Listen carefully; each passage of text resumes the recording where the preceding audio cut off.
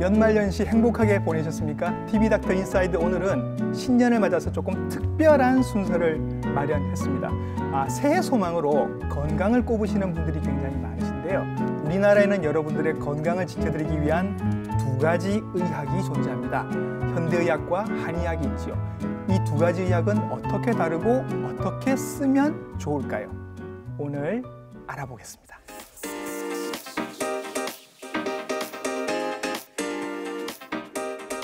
같은 질환에 대해서도 현대의학과 한의학은 용어, 해석, 진단, 치료가 확연하게 다릅니다. 하지만 이 두 가지를 우리는 다 쓸 수 있죠.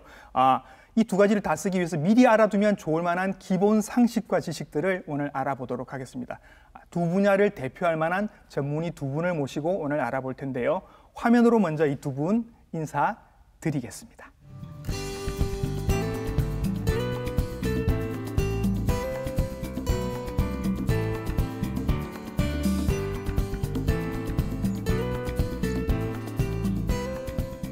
네, 스튜디오로 두 분 선생님 모셨습니다. 선생님 안녕하십니까? 안녕하십니까? 네. 저는 동의대학교 한의과대학의 사상체질과 전문하고 있는 김종원입니다. 네. 네, 부산대학교 병원 내분비내과의 김인주입니다. 네, 두 분 선생님 모시고 오늘 한의학과 현대의학의 차이점 그리고 공통점을 같이 알아보도록 하겠습니다. 일단 두 의학이 공히 목표로 하는 게 있습니다. 건강이죠, 건강. 그래서 두 의학이 건강에 대해서 어떻게 개념을 갖고 계신지부터 먼저 한번 여쭤보겠습니다. 김종원 선생님, 네. 한의학에서 건강은 어떤 상태를 의미하는 건가요? 한의학에서는 체내 음양의 조화 그런 상태를 되게 이제 건강한 상태라고 얘기를 하는데 조화요, 조화. 네. 네. 보통은 이제 체내 정기, 좋은 기운이 실하고 나쁜 기운이 없는 상태 뭐 이런 상태를 얘기를 하는데 그 음양의 조화를 좀 구체적으로 말씀드리자면 그 몸 안에 있는 그 에너지나 영양 물질 간의 조화, 그리고 신체의 상하 좌우 간의 조화, 그리고 정신과 육체 간의 조화 이렇게 인체 내에 항상 성과 관계되어 있는 여러 가지 요인들이 아주 균형이 되어 있는 상태, 그런 상태를 한의학에서는 건강한 상태다 이렇게 얘기를 합니다. 네. 그러면 현대의학에서는 선생님, 김준 선생님 어떤 상태를 건강하다라고 볼 수 있을까요?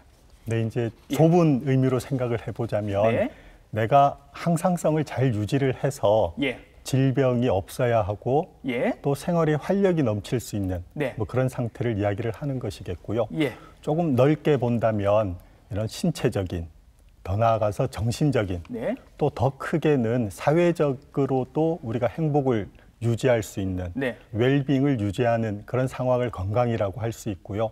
이게 사회적인 것이 중요한 게 가족 중에 누가 심각하게 아프시거나 하면 가족 전체의 삶에 지장이 오지 않습니까? 이게 그 한 분 이렇게 간병하다가 간병인 하시면서 먼저 쓰러지는 경우도 있어요.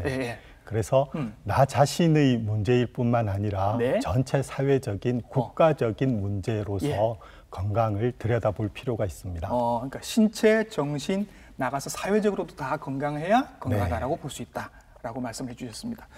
네, 건강을 바라보는 시각은 두 분야가 이제 조금 용어는 다르기는 하지만 같은 방향을 보고 계신 듯한 느낌은 드는데요.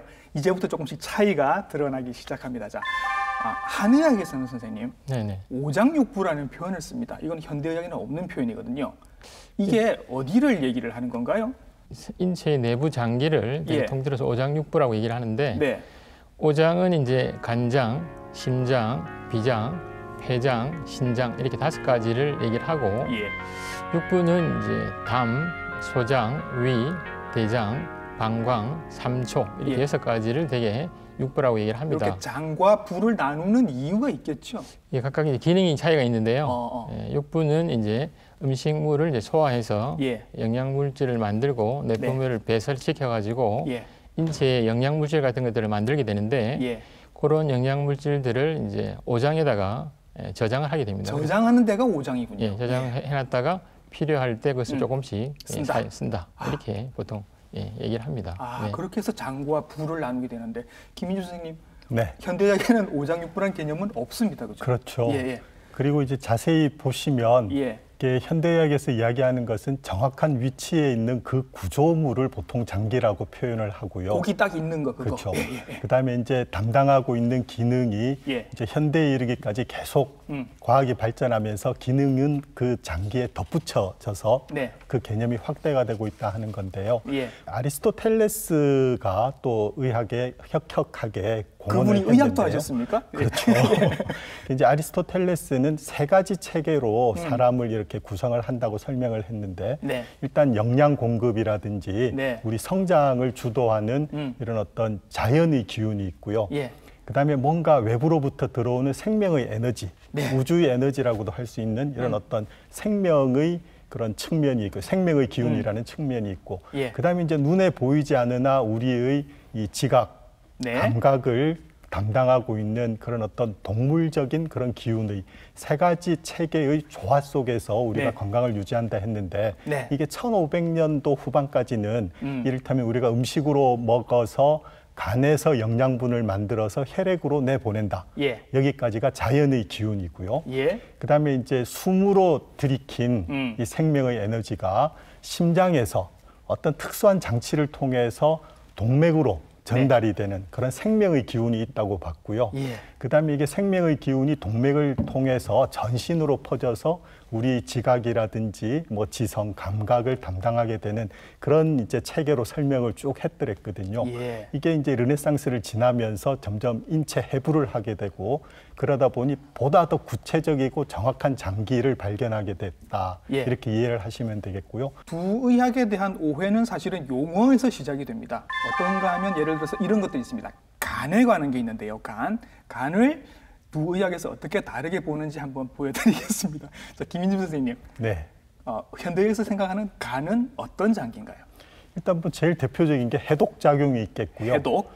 그다음에 이제 그 아리스토텔레스 시절부터 이렇게 간이 영양분을 만들고 보급을 할 수 있는 기관으로 중요하게 생각을 했는데 실제로 우리가 음식을 섭취를 해서 소장해서 소화가 돼서 영양분이 흡수돼서 제일 먼저 도달하는 장기가 간이죠. 그다음에 이런 영양분의 대사를 시키는 중요한 호르몬이 인슐린인데 췌장에서 나온 인슐린이 제일 처음 도달하는 장기도 바로 간입니다.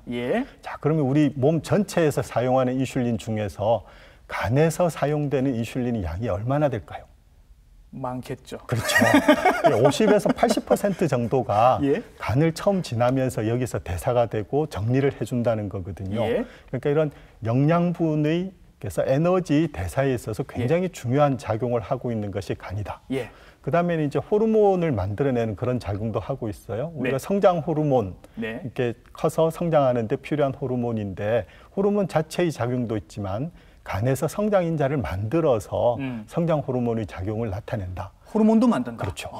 그다음에 뭐 이제 심장과 그다음에 뭐 신장, 췌장 이런 여러 장기들 간의 네트워킹이 있기 때문에 또 더 나아가서는 뇌에서의 작용도 간과 밀접한 관계가 있고 뭐 이런 식으로 이제 사람이 결국 한 몸이다 하는 쪽으로 처음 전통의학처럼 이렇게 한 개체로서의 건강 기능에 대한 관심이 높아지고 있으나 어쨌든 이제 현대의학에서 바라보는 간의 관점은 해독작용, 영양대사, 에너지대사 작용, 그다음에 호르몬을 만들어내는 작용 뭐 이런 것들로 요약이 될 수 있을 것 같습니다. 쭉 이렇게 나열을 하신 것만 해도 굉장히 많은 역할들을 하고 우리 몸 한중간에 이렇게 자리를 잡고 있고 굉장히 많은 일들을 하는 게 이제 현대의학에서 바라보는 간입니다. 그런데 한의학에서는 이 간을 조금 다르게 보십니다. 이렇게 생각을 하시죠.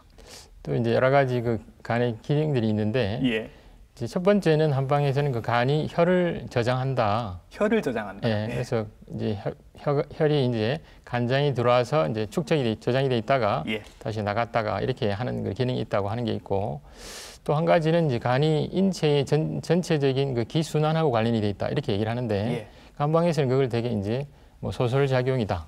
소설 작용이다. 이렇게 얘기를 합니다. 그래서 전체 보통 우리가 그 긴장을 한다든지 스트레스를 받거나 또는 화를 내거나 이렇게 뭐 이렇게 감정적으로 불안해지게 되면 대부분 이제 한방에서는 뭐라고 얘기하냐면 기운이 울체가 됐다. 울체가 돼 있다. 기운이 기가 체했다든지 이렇게 얘기도 하는데 그게 소화 안 된 체한 거랑은 좀 다르죠. 근데 이제 보통은 그런 울체로 인해서 이제 소화기까지 이제 영향을 되게 주게 되는 겁니다. 영향을 미친다. 그래서 한방에서는 되게 그런 경우에 이제 뭐 간기가 울결을 했다. 뭐 이렇게 이제 설명을 하고 결국은 이제 이런 걸로 인해서 또 소화기에 영향을 또 주게 됩니다. 그래서 뭐 이렇게 소화가 안 돼서 한의원에 갔더니 간이 안 좋습니다라고 진단을 받는 게 그런 이유인 건가요? 뭐 이제 약간 이제 간기가 울치되다 이렇게 얘기를 하게 되는데 결국은 이제 한방에서는 이제 간장으로 인해서 여러 가지 소화 기능이 좀 문제 생기는 경우를 간비불화 이렇게 해서 간비불화 간하고 비가 서로 조화가 되지가 않는다 이렇게 얘기를 하는데 그러니까 결국은 이제 그 한방에서 말하는 그 간장이라고 하는 것이 현대의학으로 말하는 그런 여러 가지 자율신경 이런 것들의 기능들도 같이 간에 이제 포함이 되어 있기 때문에 이제 그런 식으로 우리가 해석을 할 수가 있는 거죠. 그러면 선생님 이런 건 어떻습니까? 피로가 간 때문이라고 그렇게 광고를 했는데 한의학적으로 볼 때 피로가 간 때문입니까? 한의학에서는 앞에 제가 말씀드렸죠. 간에 혈이 저장이 된다 이렇게 얘기를 했는데 우리가 피로를 느끼는 제일 큰 원인이 결국 이제 근육이 피로해지는 겁니다. 그러니까 근육이라고 하는 것은 몸에서 혈액을 제일 많이 사용하는 거죠. 그래서 간에서 혈을 저장했다가 그 근육에 잘 혈을 공급시키지 못하면 피로 현상이 오는 거죠. 그리고 또 한 군데가 눈이 필요한 건데 눈에도 혈관이 많이 발달되어 있기 때문에 결국은 간에서 혈을 잘 이렇게 보내지 않으면 피로 현상이 오기 때문에 한방에서는 주로 그런 식으로 근육이나 눈이 그 간하고 관련돼 있는 그런 관련성이 깊다 이렇게 하면서 그 피로 현상을 설명을 하죠. 피로가 간하고도 관련이 있다. 네네. 현대의학에서는 어떻습니까? 피로가 정말 간 때문일까요? 그렇죠. 뭐 간 기능이 나빠지면 어쨌든 이제 근육이 피로하게 되면 에너지 대사에 이상이 생겨서 뭐 젖산이 축적되고 알데하이드가 생기고 그런 것들이 이제 결국 해소해져서 없애주는 장기가 간이 될 텐데 이제 그 간이 좋지 못하면 당연히 이제 피로하게 될 것이고 또 간 기능에도 이상이 나타나서 뭐 간 기능 효소치에 변화가 생길 것이고 이제 이런 식으로 조금 구체적이고 요목이고 내 눈에 보인 것이 뭐냐 하는 것을 좀 따지고 드는 것이 현대의학적인 뭐 그런 추구이고 이제 그걸 조금 더 크게 관념적으로 개념적으로 포괄적으로 설명을 하는 게 한의학적인 방법이고 그렇지 않을까 하는 생각이 듭니다. 또 한 가지 표현이 있습니다. 여러분들 흔히 쓰시는 표현 중에 비위가 약하다, 비위 상한다 이런 표현들 쓰시죠. 이게 사실은 한의학적인 표현인데 비와 위를 합해서 쓰는 표현이라고 합니다. 그러니까 마음에 들지 않아서 소화가 잘 안 되고 불편한 상태를 일컫는 말이라고 하는데 이게 비위라는 표현이 어떤 건지 정확하게 이 기회를 통해서 좀 알고 싶네요, 선생님. 일단은 이제 비위니까 일단 비는 이제 비장을 얘기하고요. 비장, 위는 이제 위장을 얘기를 합니다. 그래서 일단은 이제 비위가 약하다고 하는 것은 결국 이제 소화기 쪽에 여러 가지 기능이 약해서 제대로 음식을 잘 먹지 못한다든지 편식하거나 이런 사람들한테 우리가 흔히 많이 쓰는 용어가 비위가 약하다는 거죠.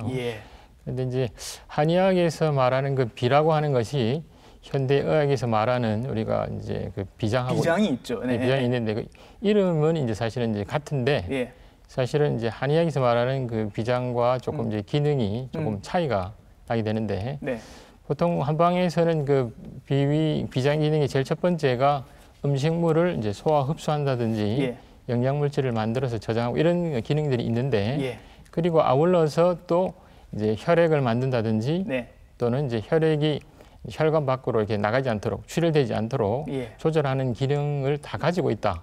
이렇게 되게 얘기하기 때문에 결국 한방에서 말하는 그 비장하고 현대에서 말하는 비장과는 조금 이제 개념이 차이가 있다고 볼 수 있습니다. 그래서 한의학에서는 특히 이제 이 비장의 기능이 아주 중요하게 생각하기 때문에 그걸 이제 뭐 후천지본이다 이렇게 얘기를 하는데 그 후천이라고 하는 것은 우리가 엄마 뱃속에서 이렇게 출생해서 이제 태어나서 나오고 난 다음을 우리가 후천이라고 얘기를 하는데 그러니까 결국 다른 말로 하면 이제 살아가는 데 있어서는 어쨌든 음식물을 소화 흡수하고 그거에 따라서 여러 가지 이제 혈액을 만든다든지 이런 것들을 하는 그 소화기 계통의 기능이 엄청 중요하다. 뭐 이런 뜻으로 이제 이해하시면 될 것 같습니다. 한의학에서는 일단 비장, 뭐 비위 합해서 보시는 것 같은데 일단 소화 기능을 우선해서 보시는 것 같습니다. 소화 기능하고 그다음에 이제 약간 혈액에 관련된 몇 가지 기능들 이런 것들이 이제 그 비장의 기능에 속해져 있는 거죠. 자, 김희주 선생님, 비장은 우리 몸 요 뒤쪽에 하나 있습니다. 지금 실제로. 근데 그 위치가 위와 밀접하게 붙어 있거든요. 밀접해요.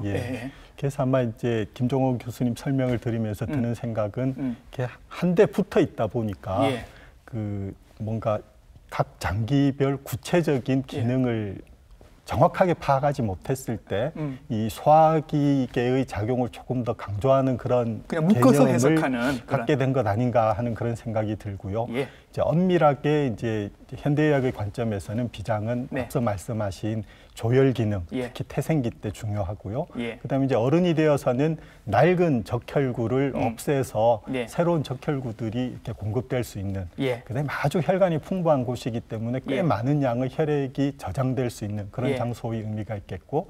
그다음에 림프구, 단핵구 같은 요새 강조들 많이 하시죠. 면역 기능을 조절을 하는 그런 세포들도 많고, 그래서 또 혈액을 타고 들어온 이물질들, 세균들 뭐 이런 것들이 걸러져서 이 염증에 대해서, 감염에 대해서 대항하는 그런 자격도 가진 그런 면역 기능을 중요하게 생각하는 그런 장기가 비장이 되겠습니다. 그래서 현대의학에서는 직접적으로 소화 기능은 뭐 직접적으로 담당한다 하는 개념을 갖고 있지는 않는 것 같고요.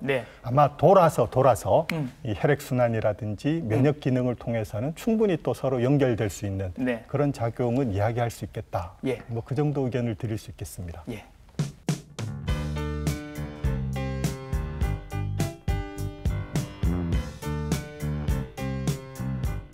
우리 인체를 시스템 위주로 해석을 하느냐, 아니면 하나하나의 장기를 따로 이렇게 좀 분석적으로 이해를 하느냐에 따라서 두 의학은 신체를 보는 해석이 달라집니다.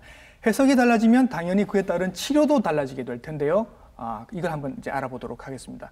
일단 두 의학이 다 약을 쓰게 됩니다. 김종원 선생님, 한의학에서 약으로 치료를 한다는 것은 어떤 의미를 말하는 겁니까? 이제 한방에서는 이제 환자가 갖고 있는 여러 가지 인체적인 반응, 이런 특징들을 특히 이제 중요하게 생각하는데, 예를 들면 이제 얼굴 색깔이라든지, 그다음에 이제 매개 반응이라든지, 또는 이제 증상이 어떤 증상들을 많이 호소하느냐, 또는 이제 한의학에서는 또 체질도 중요하게 생각하죠.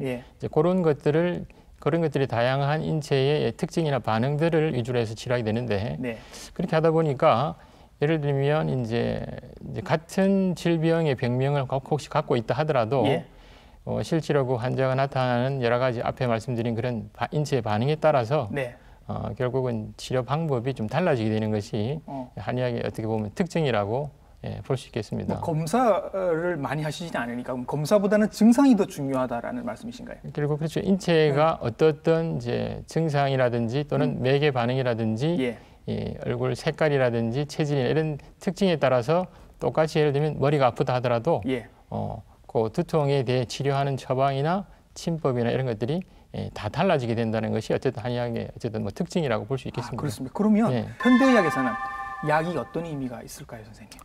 일단은 뭐 세균의 감염을 예를 들어서 생각을 해본다면요. 일단은 뭐 감염증이 생겼다. 그러면 영양과 면역 상태가 아주 좋다면 구태에 약을 쓰지 않아도 저절로 나아야 됩니다. 그렇죠. 본인의 면역 기능에 의해서. 그런데 다 그렇게 해결되지는 않지 않습니까? 이제 항생제가 발견된 그런 과정을 보면은 이게 플레밍이라는 분이 세균을 접시에 기르다가 우연히 푸른 곰팡이가 떨어진 부위에 세균이 안 자라고 있더라. 우연히 발견이 됐죠, 그렇게. 그래서 그 곰팡이 자체가 균을 죽이는 작용이 있을 것 같아. 그래서 곰팡이를 쓴다면 그게 생약이고요. 그 곰팡이 성분 중에 페니실린을 찾아내서 요게 세균에 듣는 성분이야 하고 그것을 약으로 만든 게 흔히 이야기하시는 양약이라는 거거든요.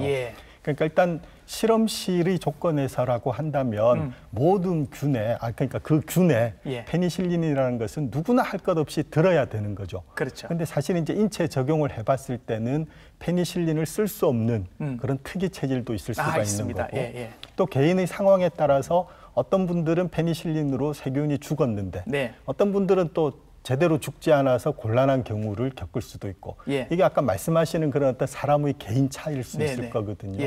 그래서 누누이 이제 이 경험이 쭉 쌓이면서 드는 생각이 결국 사람의 몸은 하나이기 때문에 어떻게 파악을 하고자 하는 것에 따라서 지금 다르게 우리가 보고 있고 조금 다르게 표현을 하고 있고, 하지만 결국 우리가 치료를 하고자 하는 몸은 하나고 하나로 반응을 하고 있다는 것이거든요. 그러니까 어떻게 조금 이제 합치점을 찾아서 이걸 더 극대화하고 좋은 효과를 더 올릴 수 있을까 하는 것들에 좀 지혜를 모아야 될 것 같습니다. 이렇게 그렇죠. 다르네 저렇게 다르네 내가 보는 게 맞아 네가 보는 게 틀렸어 이런 개념보다는요. 약을 쓰시다 보면 이제 옛날에는 사실은 약이 없어서 굉장히 고생을 한 시기가 있었습니다. 요즘은 약이 너무 많습니다. 그러다 보니 약 부작용에 대한 얘기들이 계속 나오고 있거든요. 한간에 또 너는 잘못 알고 계시는 것 같은데 양약은 독하고 한약은 안전하다라는 얘기가 있었습니다. 네네. 김종원 선생님도 거기에 찬성하십니까? 물론 이제 양약처럼 예를 들면 이제 공장에서 만드는 그런 화학적인 약물보다는 전연약제를 사용하는 한약이 더 안전하긴 한데 그렇지만 그 한약제에도 사실은 이제 여러 가지 그 성분들이 있으니까 결국은 이제 한방에서도 약간 간 독성이라든지 여러 가지 이런 데 대해서 이제 연구들 많이 하고 있는데 보통 그렇지만 한방에 쓰는 그 한약제라고 하는 것이 이제 약제를 한 가지만 쓰는 경우는 대부분 없거든요. 그러니까 여러 가지 이제 복합 처방을 쓰기 때문에 예를 들어서 뭐 한 10가지 약제가 들어가는 처방 중에 그 중에 한 가지가 예를 들면 간독성을 일으키는 작용이 있다 하더라도 다른 약들과의 어쨌든 상호관계가 이렇게 발생이 되면서 상호 영향이 생기면서 어떻게 보면 이제 그런 것들이 좀 조절이 되는 그런 부분도 있습니다. 그래서 이제 결과적으로 한약 같은 경우에도 한 가지의 어떤 특수한 약물 같은 걸 위주로 쓰게 되면 훨씬 이제 부정이 생길 가능성이 더 많죠. 그래서 예를 들면 뭐 초라든지 부자라 같은 그런 한약제가 있는데 그런 것들을 한 가지만 이제 사용하게 된다고 하면 상당히 이제 문제가 발생할 수가 있습니다. 그래서 초를 드시고 초 중독으로 응급실에 오신 분들을 제가 뭐 사망하는 경우도 있죠. 그렇죠. 그렇기 때문에 결국 이제 그런 한 가지를 쓰거나 할 때는 사실은 이제 한의사들하고 의논을 좀 하셔야 되고 여러 가지 처방 안에 들어있는 약제들은 상대적으로는 이제 간독성이 좀 적긴 한데 그렇다 하더라도 한약도 약물이기 때문에 여러 가지 이제 그런 것들을 이제 장복한다든지 할 경우에는 이제 나름대로 충분히 이제 고려를 하셔야 됩니다. 자, 현대의학에서는 굉장히 약을 많이 쓰는데 사실은 약 부작용들이 이제 설명서에 굉장히 깨알같이 많이 적혀 있습니다. 실제로 위험할 수도 있다는 얘기가 되겠죠. 물론 약제에 따라서는 특히 뭐 그 페니실린 같은 경우에는 뭐 쇼크도 생길 수가 있고, 그렇죠. 또 특이 체질인 경우에는 뭐 생명의 위험을 받을 정도의 그런 부작용이 나타나는 약제도 물론 있습니다. 근데 이제 약제를 만들어내는 과정에서는 여러 임상시험 단계를 거치면서 환자들에게 또는 일반인들에게 어떤 부작용이 있는가를 다 조사를 해서 보통 이렇게 그 식품의약안전처에서 승인을 득해야 되지 않습니까? 그렇죠. 그 과정이 굉장히 까다롭기 때문에 약으로 시판되는 것들은 비교적 안전하다 하는 생각을 하셔도 무방할 것 같고요. 오히려 이제 다양한 그 뭐 보조제라든지 그런 것들이 뭐 생산 과정에서 조금 뭔가 오염되거나 할 가능성은 더 높은 거야. 뭐 이런 생각을 하면서 보셔야 되고요. 그다음에 이제 임상시험 과정에서는 생기는 모든 불편함에 대해서 기록을 하기 때문에 하다못해 약을 먹고 났는데 조금 뭐 속이 더부룩하다 이런 것들도 부작용으로 잡히거든요. 그럼 수도 없이 많게 된다 하는 그런 말씀을 드릴 수가 있어요. 그래서 이게 먹어보기 전에는 그런 부작용이 나한테 생길까 생기지 않을까 하는 것을 예측하기가 힘든데 제 개인적으로 생각을 해볼 때 일반적으로 우리가 먹는 음식처럼 생각을 하면 그냥 안전하다고 무턱대고 믿어버리는 그런 조금 불감증이 있을 것도 같고요. 그러니까 약초 자체를 먹는 거는 안전해. 그러니까 한약은 안전해. 그다음에 양약은 뭔가 뽑는 과정에서 뭐가 생겼을지 몰라. 그다음에 뽑아낸 거니까 뭔가 독할 거야. 이런 선입견을 가지고 있는 것 같고요. 몸도 마음 먹기 따름이라고 이렇게 불안한 마음을 가지고 먹고 하다 보면 이런 사소한 위장장애부터 그런 부작용들의 발현이 더 쉽게 나타나지 않을까 하는 그런 생각도 해보고요. 그다음에 이런 약을 씀으로 해서 내가 어떤 도움을 받고 있느냐 그런 것들을 잘 살피셔야지 또 일부 생길 수 있는 적은 미미한 부작용은 또 시간이 지나면 없어지는 경우도 많기 때문에 감당해야 될 그런 부분도 있습니다 하는 것도 또 아울러 기억하셔야 될 것 같습니다. 위험한 약인 만큼 사실은 그만큼 더 까다로운 과정을 거쳐서 만들어지고 또 관리가 되기 때문에 선생님들과 이렇게 상의를 하셔서 드시면 안전하게 드실 수 있고 그러면요 저 김은종원 선생님 홍삼 같은 경우가 네. 사상 체질에서 어떤 체질에게 맞다라고 전에 말씀을 하신 적이 있습니다. 그런데 사실 예, 예. 우리 국민들이 거의 다 그냥 막 드시고 있지 않습니까? 네네. 이래도 괜찮은 겁니까? 그래서 보통은 이제 홍삼은 인삼보다는 조금 그 이제 한방에서 말하는 수치라고 얘기하죠. 예. 어떤 이제 변형을 시키는 겁니다. 뭐 끓인다든지 여러 가지 이렇게 해서 예. 사실은 이제 오랫동안 복용할 수 있도록 만들기도 하고 예. 그 약재가 갖고 있는 여러 가지 조금 불편한 감들 이런 것들을 좀 조절하기 때문에 예. 상대적으로 이제 사실은 이제 그 장복하거나 할 수도 있긴 있는데 이제 정확하게 말씀드리면 어쨌든 사상 체질 중에서는 그 소민 체질에 잘 맞는 이제 약재죠. 소민들에게 잘 맞죠. 그렇기 때문에 사실은 이제 뭐 그 외에 다른 체질 분들은 사실은 그게 많이 먹는다고 해서 효과가 있거나 그렇지 않고 부작용도 생길 수 있기 때문에 자기 몸에 잘 맞는지 자기한테 반드시 좀 필요한 이제 그런 이제 약재인지 이런 것들을 좀 한번 따져보시고 드시는 게 아마 좋을 것 같습니다. 비교적 안전하게 만들어지긴 했지만 무턱대고 드실 건 아니다라는 말씀이신 것 같습니다. 저도 많이 겪는 경우인데 이제 병원에 입원해 계신 환자분들께서 뭐 수술도 하시고 지금 치료를 받고 계신데 가족분들이 보약을 지어 오십니다. 지어져서 몸을 보호해야 된다. 지금 약해져 있다. 같이 먹어도 되지 않느냐라고 물어보십니다. 김희주 선생님 어떻게 대답을 해주십니까? 제가 뭐 한 10년 차 전문의 정도까지는 안 됩니다 하는 말씀을 많이 드렸었고요. 더 이제 경험이 쌓이면서는 솔직하게 말씀드립니다. 모릅니다. 모르는 게 답이고요. 제가 한약을 배운 사람이 아니기 때문에. 근데 그걸 지금 왜 드시려고 하느냐. 그러니까 뭐 지금 몸이 약해진 단계니까 보약을 먹으면 좋아지리라 생각을 하는데 예를 들어 뭐 감염증이 있어서 항생제 치료 중인데 과연 그 보약이 들어가서 어떤 이 물질끼리의 상호작용을 나타낼지는 아마 저도 말씀을 못 드릴 거고 그 처방하신 한의사 선생님도 그 정확한 급성기에는 말씀을 못 드릴 것 같거든요. 그래서 급성기에는 일단 피하십시다. 뭐에 좋을지 또는 나쁠지 예측이 전혀 안 됩니다. 그다음에 이제 만성기에 들어가고 난 뒤에는 뭐 내가 어떤 불편함 또는 어떤 부족함을 조금 더 구체화하고 그래서 거기에 이 보약을 먹었을 때 정말 좋아질 수 있느냐 하는 것들을 이렇게 좀 구체적으로 보는 쪽으로 계획을 잡아서 단기간 한번 해보시면서 판단하십시오. 이런 말씀을 최근에는 조금 더 자주 드리는 것 같습니다. 현대의학에서는 약간 부담감을 갖고 계신데 그 보약을 이제 지어주신 분이 김종원 선생님 아니십니까? 자, 지어주신 분의 설명을 한번 들어보겠습니다.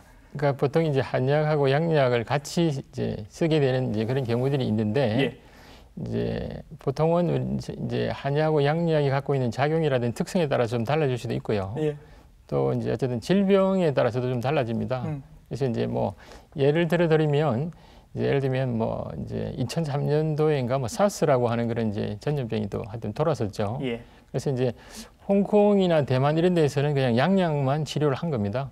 근데 중국의 그 본토에서는 이제 양약하고 한약을 같이 투여를 했는데 되게 사망률이 이제 홍콩이나 대만 같은 경우는 뭐 17%, 27% 이렇게 비교적 높게 나왔었는데 중국의 그 양약과 한약 같이 쓴 경우에는 한 6% 정도 이렇게 나왔기 때문에 예를 들면 뭐 WHO 이런 데서도 이런 이제 바이러스성 어떤 급성 뭐 전염병 이런 데는 뭐 양약 한약을 같이 쓰는 게 좋겠다. 이렇게 이제 권고하는 경우도 있습니다. 그렇기 때문에 이제 그런 것들을 이제 고려해서 사실은 이제 써야 되는데 사실은 이제 제가 근무하는 병원 같은 경우는 특히 이제 그 양한방 협진을 많이 하는 병원이에요. 그래서 대부분의 환자분들이 이제 양방에서 치료도 받으시고 또 한방에 와서 또 이제 한방 치료를 받게 됩니다. 그래서 이제 저희 병원에서는 사실은 그 양약과 한약을 같이 복용하는 경우가 상당히 많은데 이제 저희들 같은 경우는 이제 혹시 복용하더라도 한꺼번에 두 약을 동시에 먹지는 말라고 얘기하죠.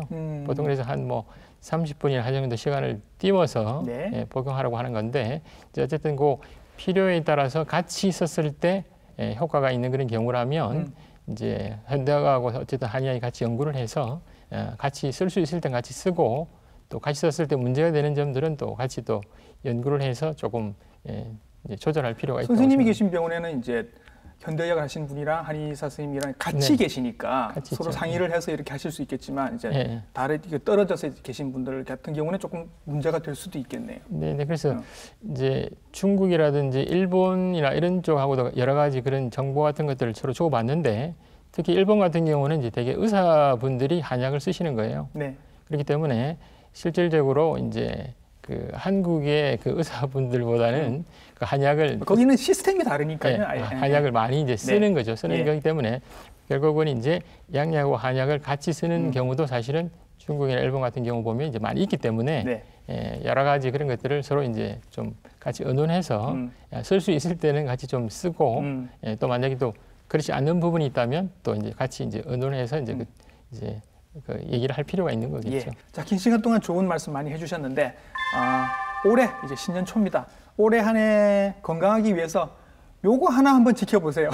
여러 가지 하면 우리가 외우질 못하니까 요거 하나만 지켜보세요라고 하고 당부하실 만한 말씀 있으시다면 부탁드리겠습니다. 네, 아무래도 이제 현대에 사시는 분들은 여러 가지 생활이 복잡하고 하기 때문에 네. 이제 저희 사상 체질을 만드신 그 이재마라고 하는 분도 사실은 제일 중요한 게 그 이제 심리적인 심의 문제가 제일 건강에 영향을 많이 미친다. 마음의 문제. 그래서 이제 뭐 쉽게 말씀드리면 이제 정신적인 과로나 스트레스가 아무래도 제일 문제가 되기 때문에 그런 것들을 어떻게 자기가 잘 해소할 수 있는 방법을 좀 찾아서 건강할 수 있도록 실천하시는 게 중요할 것 같습니다. 네네. 마음의 문제. 네. 김인주 선생님. 늘 이렇게 강조하고 또 본인도 스스로도 결심을 해보지만 지키기 힘든 게 규칙적인 생활 습관인 것 같습니다. 그래서 규칙적으로 적절하게 먹고 그다음에 또 운동도 꾸준히 규칙적으로 하고 하는 그런 건강한 생활 습관 실천이 질병을 예방하는 데 있어서도 또는 치료하는 데 있어서도 굉장히 중요한 그런 어떤 과제가 될 것입니다. 그런 말씀을 드리고 싶고요. 건강을 지키기 위한 두 가지 무기가 여러분들의 양손에 하나씩 쥐어져 있습니다. 어떻게 다른지는 오늘 설명을 드렸고요. 어떻게 쓰실지는 여러분들께서 고민을 좀 해보셔야 할 것 같습니다. 두 분 오늘 나와주신 덕택에 한의학과 현대의학의 차이점이 뭔지 그리고 왜 그동안 헷갈렸는지 조금 이해가 된 것 같습니다. TV닥터 인사이드 다음 주에도 더 좋은 건강 정보로 여러분들께 인사드리도록 하겠습니다. 시청해주신 여러분 감사합니다.